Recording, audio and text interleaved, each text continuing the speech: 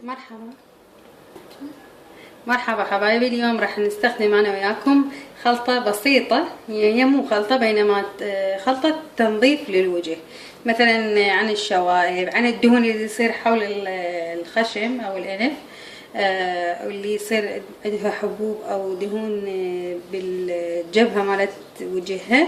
راح اخليكم هي مواد بسيطة نستخدمها.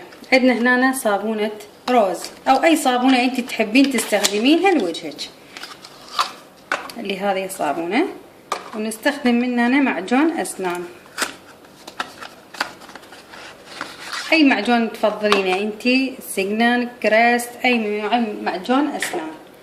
وهسه اشوفكم شلون الطريقة اللي تستخدموها. هسه ايش راح نسوي؟ احنا طبعا انا راح امثلها على ايديا، بس انتم تمثلوها بوجهكم، يعني تجربوها بوجهكم. ايش راح نخلي؟ راح ابرد صابونة، يعني اخلي على شكل رغوة، تكوني بهذه الطريقة هيجي.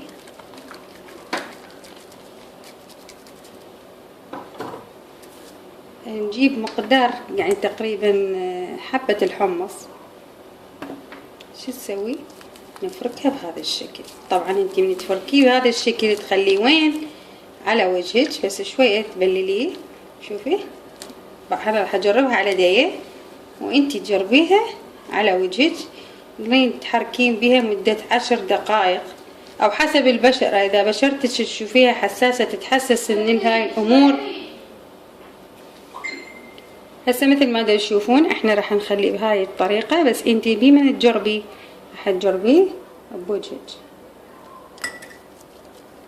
نظل بهاي الطريقة تدليك داير الوجه حول الخشم، حول المكانات اللي تحبين، بس تصدقيني بنفس الوضع مدة 10 دقائق تغسلين وجهك تلقين هواية فرق بوجهك، هواية فرق. يشوف التنظيف وطريقة تنظيفه.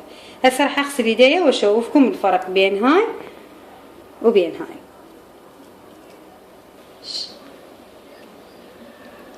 هسه بعد ما غسلت ايديا ونشفتها بالمنشفة وكملت، راح اشوفكم الفرق.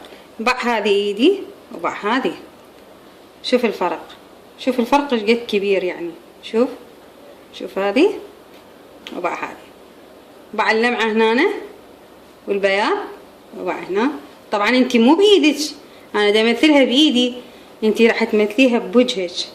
ومثل ما قلت لكم اذا حسيتوا بجفاف او وجهكم استخدم كريم مرطب للوجه بعطر الليمون، نخليها للمنطقة اللي انتي تحبين ترطبيها واللي هو وجهك.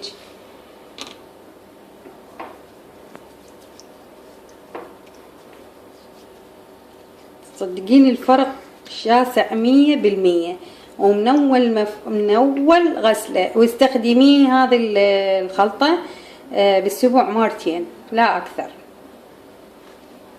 وحسب بشرتك. إذا شفتيه تتحسس وتحسين بحرارة بوجهك وقفي الخلطة وخلي كريم مرطب. باع الفرق وباع، وتكونوا تجربوها، ويا رب تعجبكم. ولا تنسونا بالاشتراك واللايك، وألف ألف عافية.